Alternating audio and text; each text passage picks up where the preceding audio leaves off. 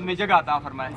جانا تو سب نے جانا ہے، میں نے بھی جانا ہے، آپ نے بھی جانا ہے۔ آستانہ عالیہ، گولڈا شریف، اجمیر شریف، دریا رحمت شریف، بڑے بڑے آستانوں سے اللہ کے ولی چلے گئے، لیکن وہ جانے والے جاتے ہیں، مرتے نہیں ہیں۔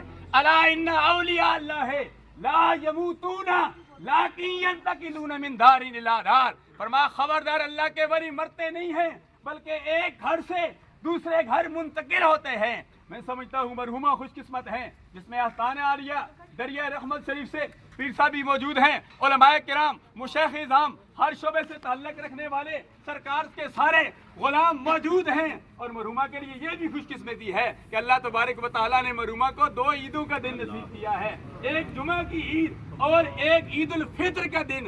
اللہ تبارک و تعالیٰ ان عیدوں کے توسل سے اللہ تبارک و تعالیٰ مرحومہ کی آنے والی منزلیں آسان فرمائے۔ اللہ تبارک و تعالیٰ تمام پسماندگان کو صبر جمیل عطا فرمائے۔ ضرورت اس امر کی ہے کہ ہم اپنے والدین کی زندگی میں بھی قدر کریں، ان کی عزت و تکریم کریں۔ جب والدین اس دنیا فانی کو چھوڑ کر چلے گئے تھے تب بھی ان کے لیے دعائیں مغفرت کرتے رہیں، ان کی قبر پر جائیں۔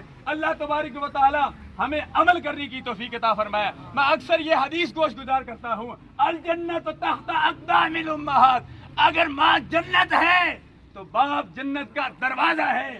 گزشتہ دنوں کل اٹک میں بھی دعوت اسلامی کے عظیم پرانے مبلغ نگران ضلع اٹک بانیان اٹک میں سے محمد سعید اختر اتاری صاحب کی نماز جنازہ بھی ادا کی گئی۔ اللہ اس مرحوم کو بھی اپنے جوار رحمت میں جگہ عطا فرمائے۔ آپ کے جو دنیا عزیز و اقارب فوت ہو گئے ہیں، اللہ ان کو بھی اپنے جوار رحمت میں جگہ عطا فرمائے، اور اللہ تبارک و تعالی حافظ میر صاحب نامور صحافی، اللہ تبارک و تعالی ان کو، ان کے بھائیوں کو، ان کے ماموں کو، تمام فیملی کو یہ صدمہ برداشت کرنے کی توفیق عطا فرمائے۔ آمین۔